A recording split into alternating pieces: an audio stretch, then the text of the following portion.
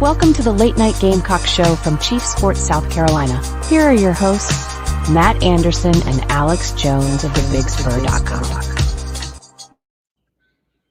Well, what is up, Alex? It is Tuesday night, and that means it is time for the Late Night Gamecock Show. As always, my name is Matt Anderson, and I am joined this evening by Alex Jones of thebigspur.com. So, Alex, Sunday night, that was fun, huh? I mean, that turned in, at least we got a lot of it in, but that turned into a disaster pretty quickly with what seemed to be internet issues. Yeah, I really don't know what happened on Sunday, but tonight looks good. But I will say that our fearless leader and producer Phil is actually live right now with an LSU show just like ours. I'm not sure if it's radio, if it's TV, or if it is in YouTube and podcast form. But look, I think it's high time that Phil got his voice out to the rest of the SEC. Yeah, I think it's awesome, and I'm looking forward to going back and listening to what he had to say. Yeah, we'll have to make sure that he gives us that link. And look, I say it all the time. Phil is the best producer that's in the business. Tonight, I am the 15th best producer in my house, it feels like. But I'm going to do my very, very best to make sure that this goes smoothly. But Alex, Gamecocks right now sit alone atop of the SEC standings. When was the last time that happened? Do you know? That I don't know. I don't know if it's ever happened. I know it's probably older than you. Yeah, first time being in the first team to be in first place in the new 16-team SEC. That's something. Oh, it's definitely cool. It's one of those things that you have those once in a lifetime SEC moments, and South Carolina doesn't have championships like a lot of other teams do outside of an SEC East, but they do have the first win ever on the SEC Sports Network. That was pretty cool. Now they have the first win in this new SEC against an SEC opponent. Alex, really quick, I want to get your take on this, but isn't it pretty pathetic that we're in week 3 of the SEC schedule and there's only been one SEC versus SEC game so far? Yeah, I wish there was more. I wish we had some week 1 games like you used to see. It seems like you just don't really see those anymore. And really, this week's slate is not a whole lot better when you look at it from a total. Like it's not a great slate. But South Carolina has already had one big SEC game and got a huge one coming up here this Saturday. Yeah, LSU's coming to town. I just looked quickly, and we'll talk about this a little bit later in the show. But there are only 2 SEC versus SEC games that I saw. South Carolina versus LSU, obviously. We're going to talk a lot about that. Texas A&M and Florida. And 3, Georgia and Kentucky. So that's right. Week 3 of the SEC, and there will only be a total of 4 games so far, SEC versus SEC, good on good. But so Gamecocks are 2-0, beat Old Dominion. I know there was a lot of hand-wringing about that particular win, but not a lot of hand-wringing over South Carolina versus Kentucky. And go back on Sunday night, watch Rooster Ran. Alex and I broke down that Kentucky game and how we felt about it. Don't worry about the last 3 minutes before of the show. It all fell apart. Yeah, we got through all the Kentucky stuff, so we're not going to spend a lot of time on that this particular evening. But there were 2 new polls, the coaches poll and the AP poll, and South Carolina did receive votes in both of those polls after the beatdown of Kentucky. South Carolina received 10 points they received 10 votes. I don't know if it's points or votes, how they do this, Alex. Maybe you do, but I think it's votes. I'm not 100% sure on that, though. Yeah, so 10 votes, and you get certain points for where you're ranked. Yeah. Number 1 gets the most points, whatever. But they got 10 votes, 10 points in the AP poll. That was good for 35th in the country. Alex, what was your take on Vanderbilt getting 18 points/votes, 1 spot ahead of South Carolina? Yeah, that kind of caught me off guard. They had that big win against Virginia Tech, which nobody saw coming. I don't know. I think we'll find out here in the next few weeks what that says about each team. But they 2-0 I think they got Georgia State this weekend, so Vandy's got a good chance to go 3-0. Absolutely. And then in the coaches poll, South Carolina got 25 votes. But like I say, these polls don't really matter. The AP poll is all about media trying to promote whatever they want to talk about and get teams ranked. And the coaches poll is all the SIDs or people on staff that vote for these coaches. But South Carolina did receive 25 votes, good for 32nd in the country. But I did think it was interesting. I promise I'm not trying to pick on Vanderbilt here, but Vanderbilt received 0 votes in the coaches poll, which, maybe that's a little bit of coaches or SID bias there. So Gamecocks are creeping up into top 25 status. Obviously, a win this weekend would put them would have to be ranked, wouldn't you say, Alex? Yeah, I mean, I think no matter how they win, I almost feel like they'd have to get into the top 25. And if you find a way to do it pretty, you got it, or you win pretty well. I think you definitely gonna see South Carolina rise into the top 25. Yeah, it's funny because on the message boards this week, and we'll talk about this a little later with game day coming, but it was doom and gloom on the message boards, doom and gloom on social media after the Old Dominion game. And then, oh my gosh, Gamecock fans got new life. They beat down in the Bluegrass State. But, I can also see a scenario where, the Gamecocks beat Kentucky. They stink. They must really stink. And then the Gamecocks beat LSU. Well, LSU's 1-2. They're not really that good either. You never know what'll happen. But getting ranked to be a big deal. Exactly. Yeah. I mean, you find a way. I think if you tell South Carolina fans at the beginning of the season that you're going to find a way to be 3-0 and ranked, everybody's going to take that. So you find a way to beat LSU to get to 3-0 in the top 25. I'd say that's a pretty good start to the season. Yeah, you beat LSU, and we'll talk about that game in detail. But you beat LSU, you're 3-0. Then you have Akron, you're going to be 4-0. And then you have a bye week. So you're really talking about 2 to 3 weeks of being ranked, which would be huge for South Carolina. But I think the big news right now is the fact that College Gameday is coming to Columbia, South Carolina on Saturday. First time that Gameday will be in Columbia, South Carolina since 2014. Gamecocks faced Missouri in that game. Show's going to be in Gamecock Park. So right across the street from the stadium. It should be a pretty raucous environment. I'm sure the Gamecock fans will be there early and will be loud. And this is seems like a once a decade type thing for South Carolina right now. Gates do open to Gamecock Park at 6 a.m. So if you're somebody that wants to tailgate for 6 hours for a noon game and be a part of game day, you have that opportunity. I think the pregame, there's a pre-show that starts at 9 a.m. and then the main show starts at 10 for College Gameday, or maybe vice versa. 9. Yeah. I think they'll maybe do like a Sports Center type. They normally do like Sports Center at 8, I think, and then that leads into 9 o'clock College Gameday. So if you're not able to come to the game, it's going to be pretty much 6-7 straight hours of Gamecock publicity on ESPN and ABC. I think it's an awesome opportunity for the University of South Carolina to showcase not only the university and the campus, but also Shane Beamer's football team. And it's one of those things that doesn't happen very often. And I don't think anybody would have predicted this happening just a week ago, or maybe 96 hours ago, Alex. Yeah, I mean, kind of going to your point, this is going to be 2 straight weeks that South Carolina's going to have a lot of eyes on it. Because I mean, that Kentucky game, you're in that ABC window where there weren't a whole lot of good games around South Carolina, and you had to imagine there are a lot of eyes on that Kentucky game. And now, I mean, you're gonna have College Gameday in Gamecock Park, and as you said, leading right up to 12 o'clock kickoff. Which, I mean, you have to imagine again, as you got one of the top broadcasting crews on this game. Like, it's gonna be a lot of eyes. It's gonna be great publicity for South Carolina and a huge opportunity for the Gamecocks.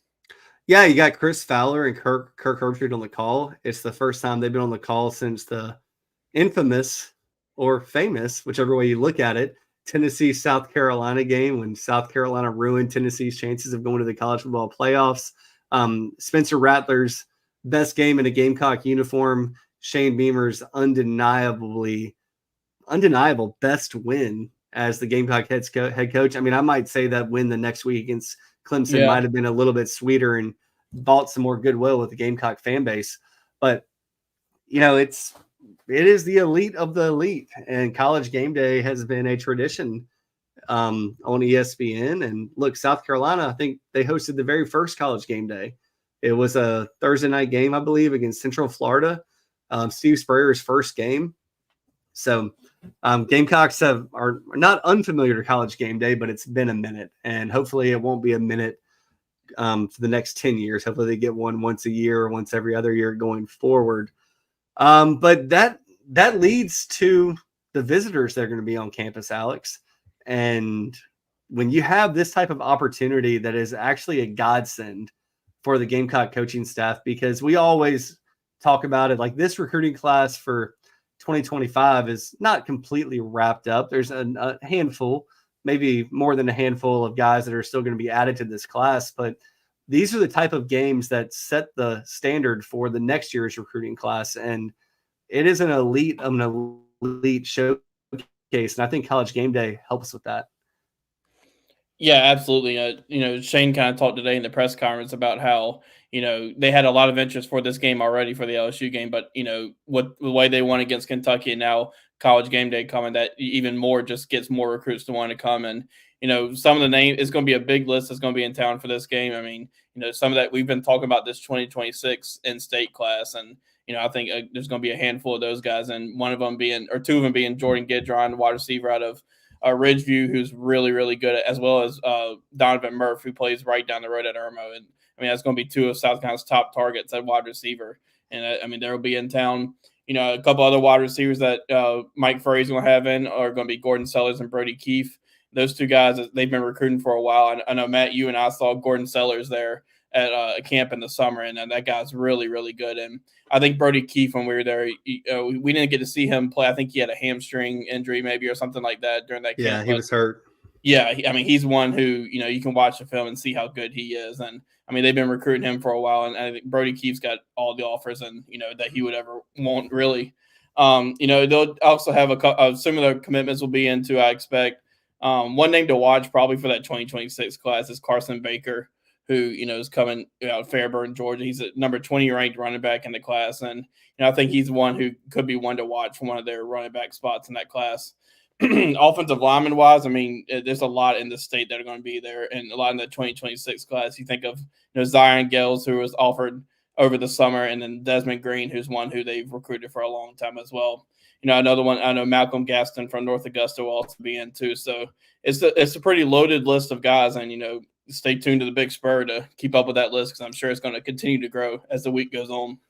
Yeah, it's just an absolute showcase game for South Carolina, because it allows Shane Beamer and staff to say, look, what do y'all watch every Saturday? You're all watching College Game Day. Well, guess where College Game Day is? It's at Williams-Brice Stadium. And look, the Gamecocks are hosting LSU, one of the top programs in college football history.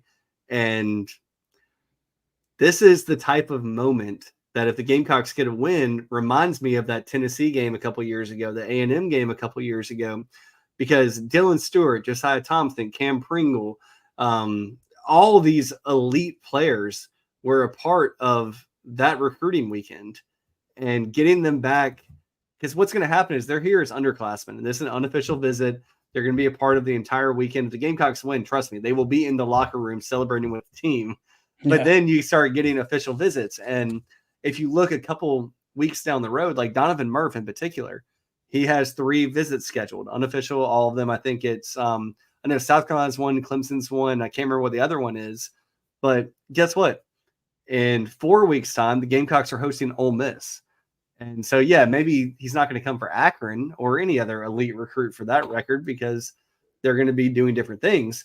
But all of a sudden now you have a top 10 team coming in again, and it's Ole Miss. And if the Gamecocks find a way to win this game, beat Akron, and then, beat Ole Miss, that is the momentum that a recruiting class needs for 2026. And then some other guys that the Gamecocks find a missed on in 2025 might say, I might need to reevaluate South Carolina. Look at this. They're a top 15 team in the country. Everything Shane Beamer told me is coming to fruition. Yeah. So a lot of times just belief. Yeah, momentum is everything really in recruiting. Like, you build relationships, and relationships really are the key factor. But when you have momentum, you're going to, have a lot more opportunities to land recruits. And, I think kind of going back to your point earlier, when you think about that class of Josiah Thompson and Dylan Stewart and those guys, like, that 2022 season and the way they ended it with the wins over A&M, Tennessee, and Clemson, like, that just built the momentum for that, 2 seasons down the road class, I guess. So, a lot of these guys, there's a lot of underclassmen in, so it's a very big opportunity for South Carolina to do that again, or have an opportunity to do that again. I couldn't say it better, Alex. So moving on to LSU, we're definitely going to talk about this game. We're going to preview it. Let's start that right now. For those of you that don't know, the game is on ABC. It's a 12 p.m. kickoff, so you will have College Game Day outside of Williams-Brice Stadium in Columbia, South Carolina.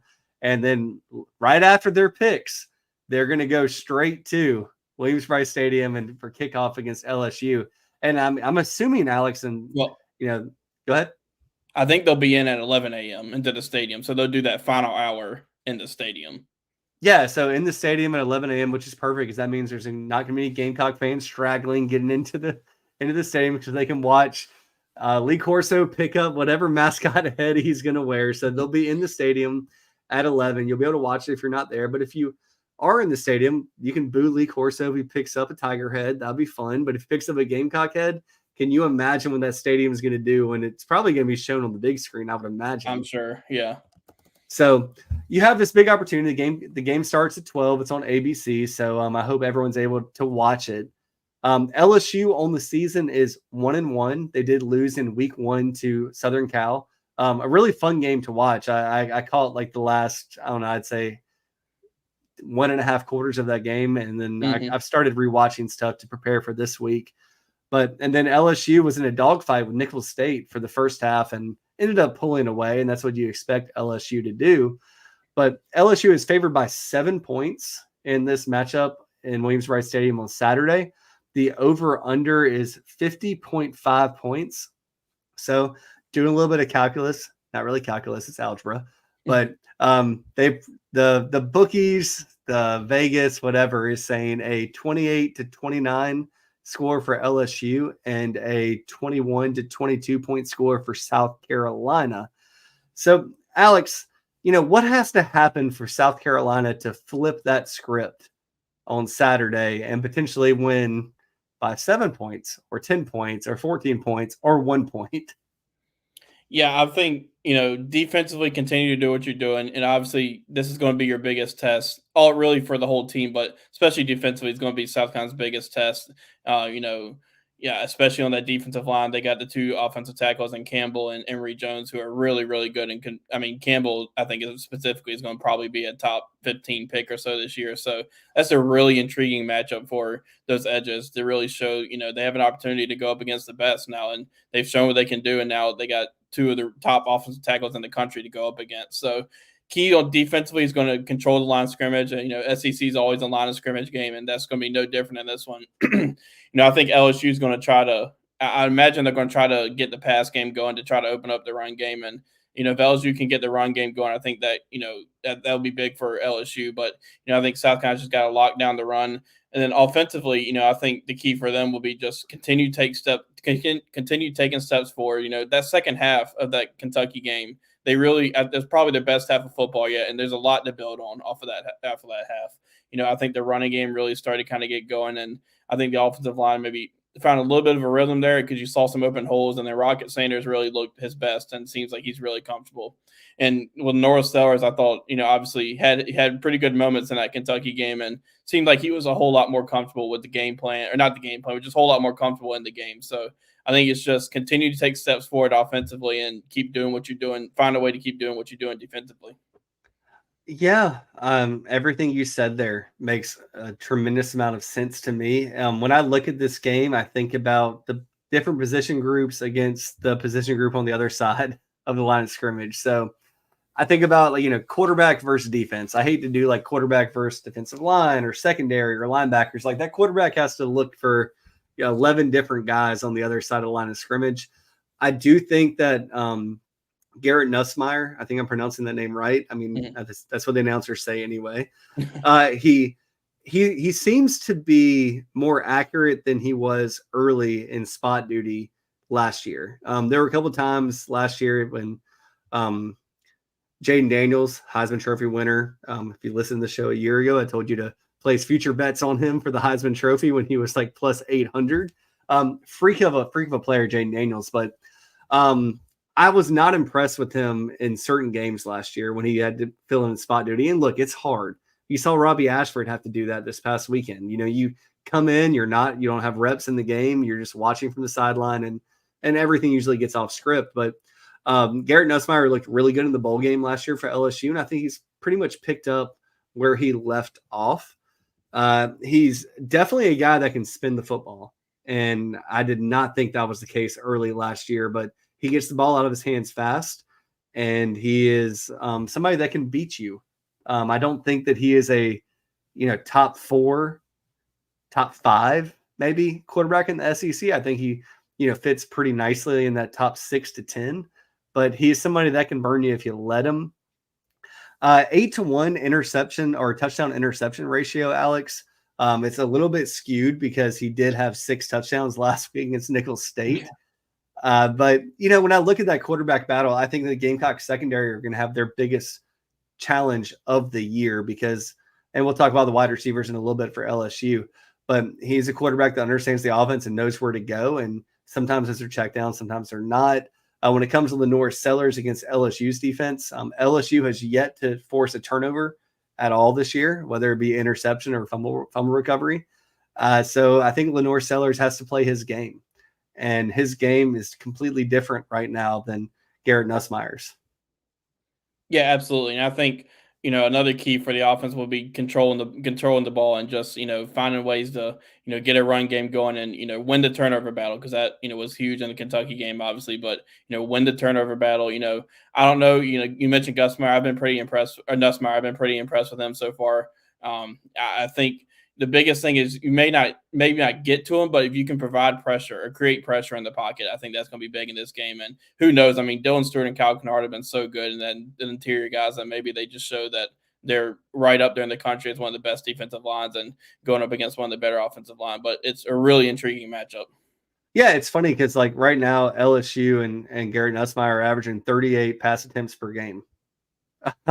Lenore Sellers ain't doing that. He might not have 38 pass attempts. I don't know. And LSU losing John Emery was a huge loss for them, and that could be playing into that some. Yeah, and Nussmeier has over 300 yards in both games passing. Say what you want. I remember last year that Southern Cal didn't have a great defense. Seemed to be getting gashed all the time in the air. Maybe it's better this year. I don't know. But I know that LSU did exactly what they should do against Southern Cal, and they did the same thing against Nicholls State. You look at the running backs versus the linebackers. I know that you just mentioned that, Alex, but LSU is down John Emery Jr., I think, and he was pretty daggum good against Southern Cal. And then he got hurt, and now it looks to be a three-headed monster, averaging 3.8 yards per carry as LSU so far this season. Not Lenore Sellers, but Lenore Sellers can run as well. But Rocket Sanders has 30 less yards than the entire LSU team rushing the ball so far this year. So I think that Rocket Sanders was probably, and I should say, going back to quarterback, I think Nussmeier is an advantage over Lenore Sellers right now. And on running back versus linebackers, defensive line, I think that South Carolina has the advantage at running back with Rocket Sanders. Yeah, and with this one, South Carolina can slow LSU from running the ball, who they've been okay so far at it. But if they can slow LSU from running the ball and make them one-dimensional, that's just going to really help out the secondary. I know we're getting to LSU's wide receivers in a minute, but that will really help out the secondary with some of these receivers that they're going to be going up against. Yeah, and with wide receivers, LSU has 3 wide receivers that already have over 100 yards receiving. They have a tight end that has 90 yards receiving, another wide receiver that has 70 yards. I think they all have over 7 catches on the season. And that's a staple of LSU's offense. They always spread the ball around. I mean, look, you have Malik Neighbors, Jamar Chase, and another guy I'm forgetting right now, all as elite wide receivers for LSU at the same time. So LSU having wide receivers is nothing new. But South Carolina has got to be ready for that passing game, because I don't know if they're going to be able to run the ball against South Carolina. Yeah, I mean, Kyron Lacey's the guy to watch for LSU receiver, and I'm interested to see how that matchup goes with probably O'Donnell Fortune. You have to imagine being on him, but they got some depth at wide receiver with some guys. And it is going to be the secondary's biggest test because, honestly, the secondary wasn't tested too much because they didn't have to be in that Kentucky game because the defensive line was getting to Vandergrift before he had time to throw. So, it'd be great if South Carolina could do that again and, let the secondary just play up and play bumper and run coverage. But, I think it's going to be the biggest test for those guys so far. And because they got some depth with, Lacey and the tight end Mason Taylor is another matchup, intriguing matchup there. So got some depth there to watch, but I think the secondary seems like it's taken a step forward and they're going to be tested here on Saturday. Yeah, what's also interesting is South Carolina's secondary has 4 interceptions on the season. I already mentioned earlier, LSU has not forced a turnover so far. So will Nussmeier make a mistake? Can the Gamecock defense force a mistake? When you look at the next thing we're going to talk about, offensive line versus defensive line, and that's where mistakes were made in the Kentucky game and Old Dominion. There was pressure and, got to get rid of the ball. Can't. Okay, well, as soon as I see something, I'm going to try and chuck it. And that's exactly what Vandergrift did and led to that first pick 6. Gamecocks have 2 interceptions in each game. That's going to be a big key. So go ahead. Yeah, I was going to go back to what I said. The secondary's played well too. I was just saying them not being tested just because the defensive line's got to the quarterback. But Donald Fortune's had a really nice couple of games, and Bakari Swain was a guy who we talked about on Sunday night who really kind of flashed and seems ready to take that next step. But yeah, if you get after the quarterback and force him, in his first road start, make a few mistakes, that's going to be huge for South Carolina. And then you go offensive line, defensive line, Alex, and you talked about it. And Shane Beamer talked about it in his press conference today. The one glimpse of something I saw while I was grilling dinner tonight was that Shane Beamer said that LSU grades as 2 different players that are outstanding on the offensive line. So LSU has not given up a sack so far this season. Yeah. I don't know if there's very many teams that can say that. I don't know if that means that, Nussmeier's getting the ball out so quickly he's not in a position to take a sack, but no sacks given up. They're going to get tested this weekend. Yeah, it's really for LSU's offensive line and South Carolina's defensive line is the biggest test so far this season. I think South Carolina's defensive line is probably right up there with Southern Cal's and probably better. And to be honest, I had to go back and look and see what Southern Cal's did to them on the defensive line. But, it's going to be the South Carolina's going to have to find ways to continue getting pressure on the quarterback. And, from what we've seen so far, it's hard to doubt that they won't be able to do that because I think, they've shown that, Dylan Stewart's shown he has plenty of moves to get around an offensive tackle. But, I think the key will be for that interior to keep doing what they're doing and find ways to pressure the quarterback and stop the run. Yeah, it's funny because I actually did go back and look, Alex, and Southern Cal had 3 sacks against Utah State. So 0 against LSU, but only 3 against Utah State. And look, the Gamecocks so far this year have, I think, 9 sacks on their defensive line. I think it was 4 against Old Dominion and 5 against LSU. And the sack thing is weird, Alex. I don't know how you actually calculate this, but one guy might have 0.5, another guy has 0.5. They combine for a sack. So it's like, all right, well, that's only 1 sack. It's not. Yeah. And the stats can be tricky too because, honestly, Dylan Stewart's stats aren't doing him justice for how disruptive he's been. He's been so close to being – he's got, 2.5 technically right now. He could be at 4, 4.5 or so. He's been right there at the quarterback plenty of times. So, I think in this game is going to be one where both sides kind of win their fair share of battles. Yeah, it was actually funny for me because I always like to I watch Shane's press conferences, right? You got to. I'm going to go back and watch it later tonight. Yeah, I know I said I didn't see it, but I'll watch it later tonight. But I did watch Brian Kelly's press conference. And what was interesting to me is he brought up Dalvion Campbell as a guy that he's paid attention to. And I don't know if Dalvion has a single catch so far this season. Yeah, I don't know if he does. It's maybe 1 or so. I don't think he has one. I didn't think he had one that Old Dominion game. So what's interesting is I went and I do this because I'm neurotic and I do all kinds of crazy stuff. But I looked at snap count for the first 2 games for all the wide receivers and did game 1 and game 2. Jared Brown leads with 80 total snaps. I'm gonna call him Dre Jacobs. He's Dre. 74 snaps. Mazio Bennett has 51, and then Dalvion Campbell has 44. Then Nick Harbor 37. Peyton Mangrum 32. But for Brian Kelly to point out Dalvion Campbell, that tells me that, okay, he's doing something on film where he's open. And if Lenore Sellers sees him, maybe that's a big play. And he's a guy that, when we were at camp, Alex, I was like, who is that kid? Kid looks like $1 million. I thought he was a recruit.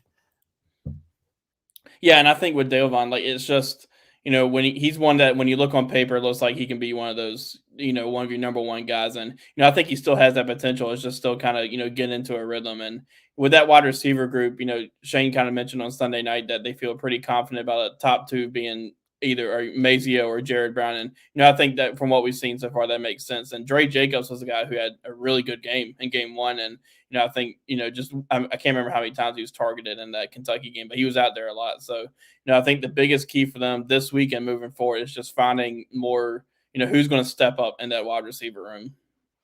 Yeah, I agree. And we're going to give our predictions for this game right after this short word from our sponsors. Welcome home.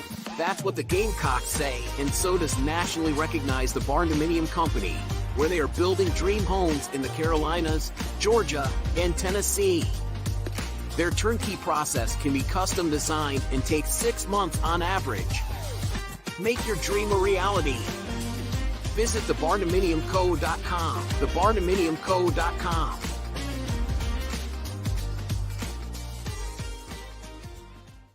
I said, oh, Lord Jesus, it's a fire.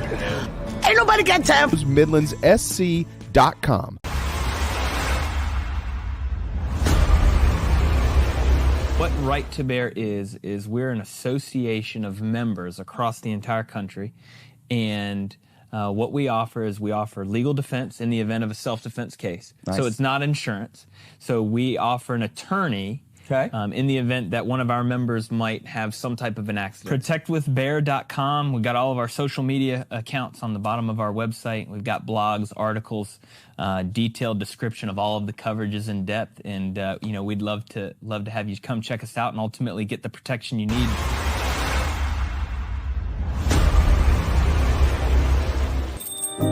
Morning, Carl. Usual? Yeah. Your oldest was in here the other day. Said the two of you took a trip down to my neck of the woods. How'd that go? You might as well give me one of those Carolina cars while you're at it. I knew I liked that one. Yeah. There you go, my friend. Thanks. Hey, Carl. Congratulations. See you tomorrow, ready? You bet.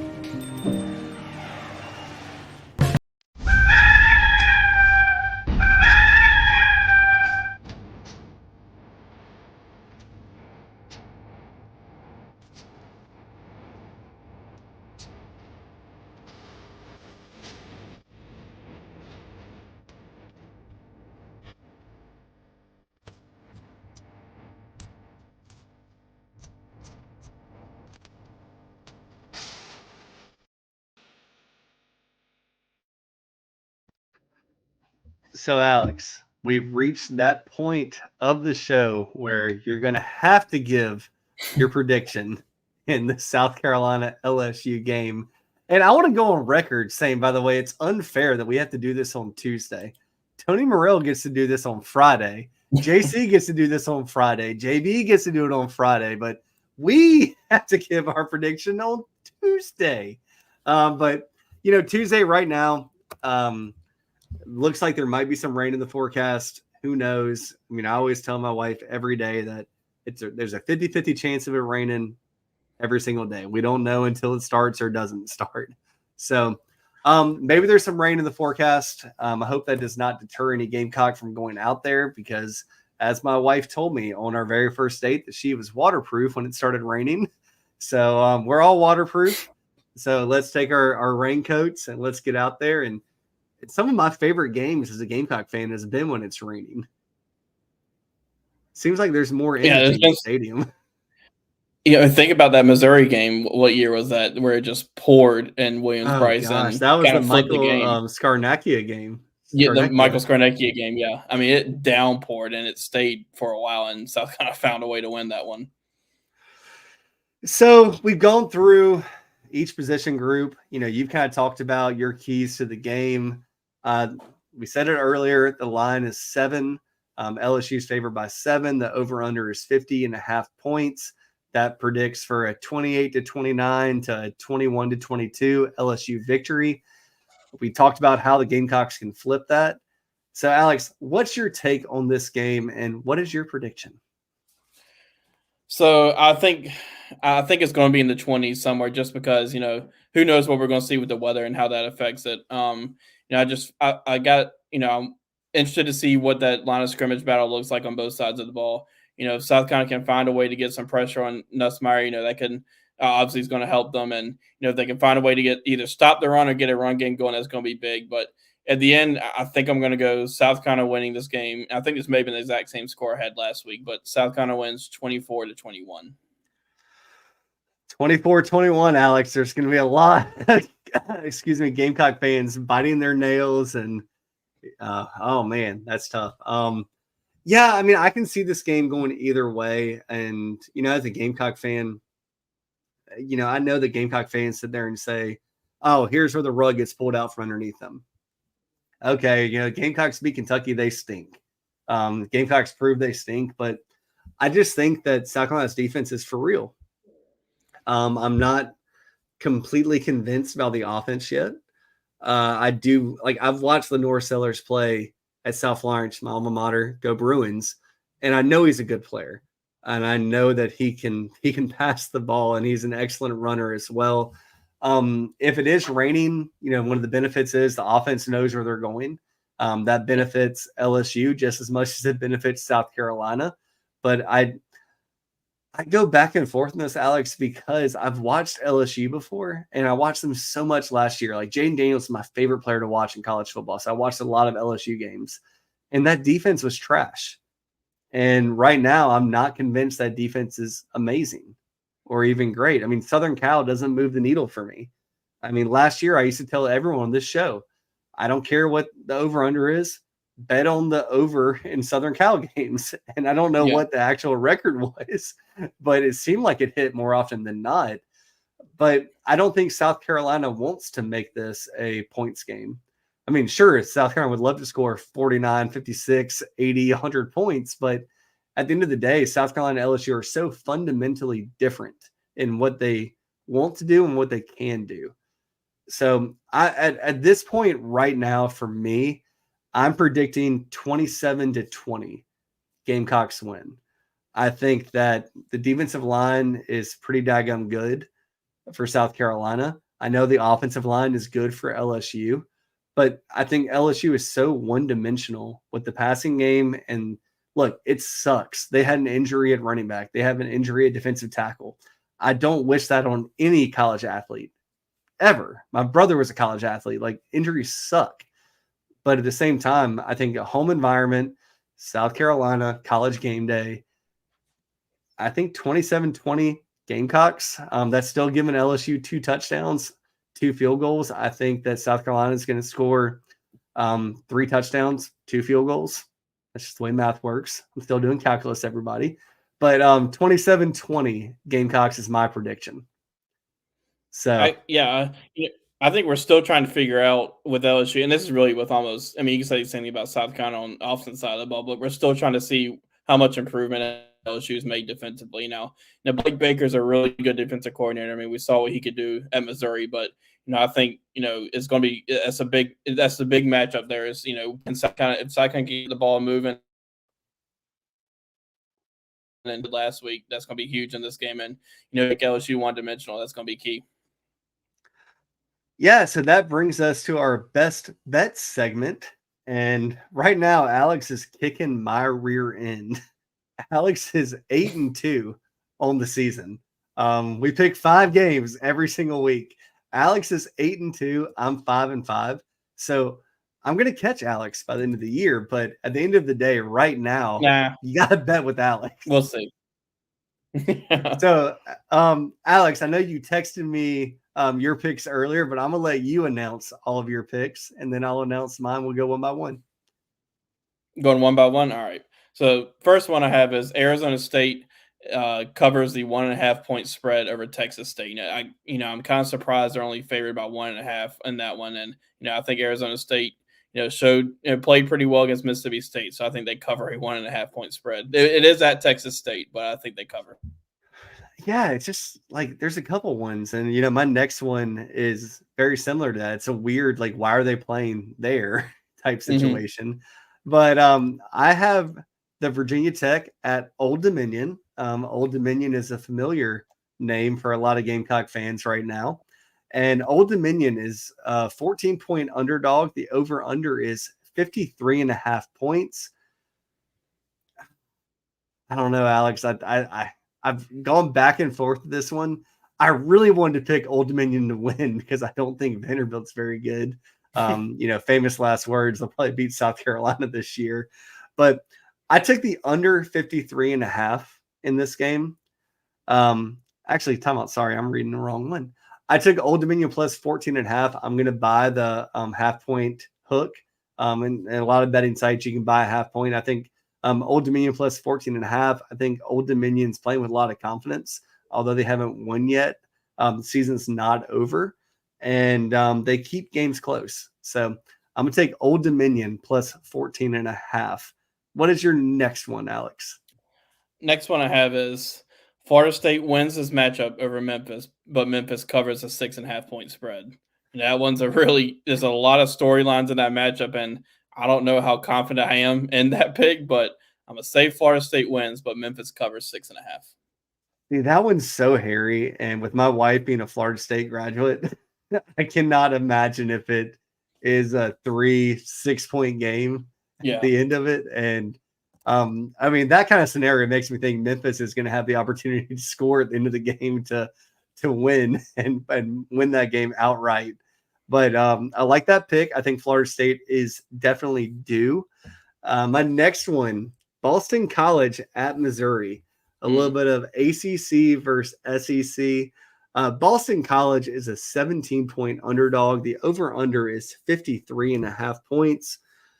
I'm going to take the under 53.5, but I would also take Boston College against the spread.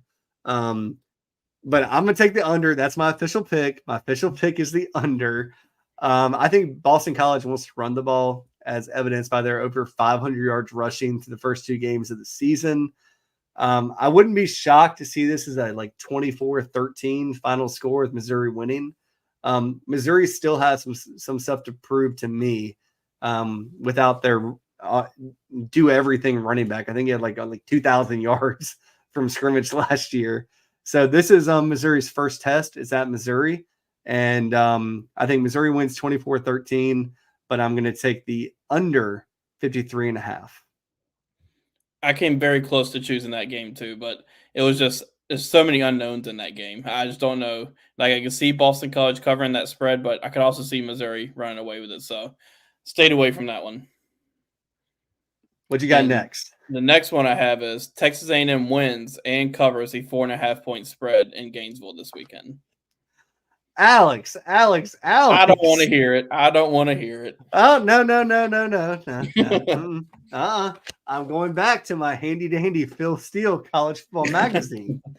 And as I look through it, Alex's picks: Florida versus Miami, win for the Gators. Samford for Alex, win for the Gators. Texas A&M versus Florida, win for the Gators. Alex, you got some explaining to do. Yeah, I'm going back on that one. After I watched the Miami-Florida game, I'm not sure what I was thinking on that one. I understand. But don't forget, you have them beating Mississippi State next week, and so do I. Yeah, I think that A&M, regardless of what happened against Notre Dame and what Notre Dame did this past weekend, I'd probably roll that way with you. My next pick is the Ole Miss at Wake Forest game.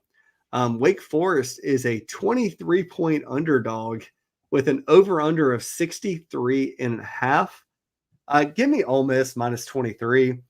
I don't win a lot in this segment, but I've won on Ole Miss every single week. So I'm going to keep that streak going. I think Ole Miss offensively is trying to embarrass everybody. I think Lane Kiffin is trying to get a Heisman Trophy for Jackson Dart. And Wake Forest really doesn't have much of a home field advantage. I think Ole Miss wins this game by 30-plus points. Yeah, I could definitely see that. They put up some crazy numbers so far. Next one I have, West Virginia covers 2.5 over Pittsburgh. That one's in Pittsburgh. That's a big rivalry matchup. I just feel like West Virginia's got a little bit more to cover that spread. I think they'll do it comfortably. Okay. All right. Well, look, I'm not one to doubt the legendary Alex Jones, 8-2 on the season. So I don't have much to say about that. I'm just trusting you. And I'm following you, by the way. Whatever you bet, I'm betting. Okay. But Alex doesn't bet. He doesn't bet. So Alabama at Wisconsin. Wisconsin is a 16-point underdog at home with an over-under of 51.5. I'm going to take the over 51.5. I think that Alabama figured something out against South Florida in game 3. I mean, heck, that was a fourth quarter game, and Alabama just put it on South Florida at the end. I think Alabama's figured something out. I think that, it's the third game in a new offensive system. Everyone's getting used to it. And the other thing for this game for me is, when this game opened, Alabama was like a minus 8.5, minus 9.5 point favorite, in the preseason. And all of a sudden that's Alabama minus 16. I'm just going to trust people smarter than me. And that might be the betting public. It might be Vegas, but I think Wisconsin is going to be able to score some points, but I think that Alabama will score 35 plus. So call it Alabama 38, Wisconsin 17. And that's the way I'm going to roll on that one. So, Alex, what's your last pick of the week? The last one that I have, and I keep going actually back and forth on what I want to do on this one.